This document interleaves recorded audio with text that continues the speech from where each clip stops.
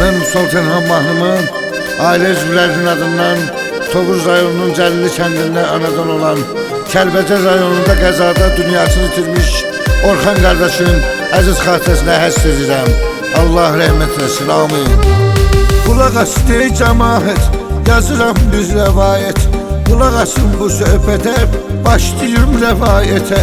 Orxanın həyatından, qəmli əhvalatından Kəlbəcər rayonunda ömrü düşdü bəlaya. O uğradı qəzaya, tapılmadı dərmanı. İlahi heç imkanı vermədi yaşamağına, balasını ala qucağına. Gör neçə ay fəsl olur, öldüyü düz bir il olur. Bu cür vaxtı məqamdır, düz bir ili tamamdır. Hamı niyyət eyləsin, Allah rəhmət eyləsin. Gözlün ağı qarası, həm də ki bir anası. Dərdi ürəyini dağlar, yazıq qalıbdı ağlar. Canla əziz can deyir, öz oğlu Ayxan deyir. Kəşki atam gələydi, dərdim əllə böləydi. Göz yaşımı siləydi, gözdən axır yaş deyir. Qardaşı qardaş deyir, adın tutur ad edir. Hər gecələr yad edir, dizlərin qucaqlayır. Qardaş deyir ağlayır, gör necə qırdın dilək. Ay sən zalım fələk, qıydın o cür oğlana, dağ boyda Orxana. Gözdün ağı qarasından, ayırdın balasından. Dərdi onunla bölmədi, bala toyunu görmədi. Ağladılarsa hər gün, olarsa belə üzgün. Yox onların çarəsi, elə qardaş içirdi, fələk ömür bitirdi. Hey gəlir xəyalına, elə bir qardaş deyir, gözdən axır yaş deyir. Uşaqlıq illərindən, keçən fəsillərindən, onlar bircə doğuldu, xatirələrdə qaldı. Bircə keçdi günləri, onların hər illəri. Onlar da qardaş idi, ürəyi ərsizdaş idi. Allah onları ayırdı, gör nə ürəyi qırdı. Necə qansızmış fələk, gör necə qırmış dilək. Arzularına yetmədi, demin ömrü bitmədi. Elə çəkir əziyyətdir, ruhuna rəhmətdir. Deyir çay sağ olaydı, qəlbimizə dolaydı. Yazıq qalıb köməksiz, o gün arzu diləksiz. Ürəyi olub dünyarə, çarəsiz dərə çarə. Edən Allah kömək elə, özün əl tut ətəylə. Fələyin nəsə beyninə verib düz canını alıb, nə dərddir nə məlaldır, Allah özün nə haldır.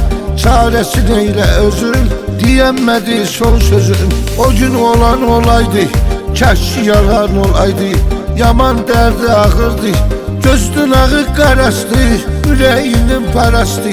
Allah bu ağır dərddir, ölüm ona qismətdir. Ölümü olaydı yalan, həyat ağır imtihan. Gözləyirəm yolların, ana söz qolların. Onun balası gəlməyə, dərdi onunla bölməyə. Ona sarıla bilmirəm, mən onun ola bilmirəm. Görəm balam deyir, məzarında qəm yiyir. Ondan yoxdur xəbərim, artıbdı qüssə kədərim.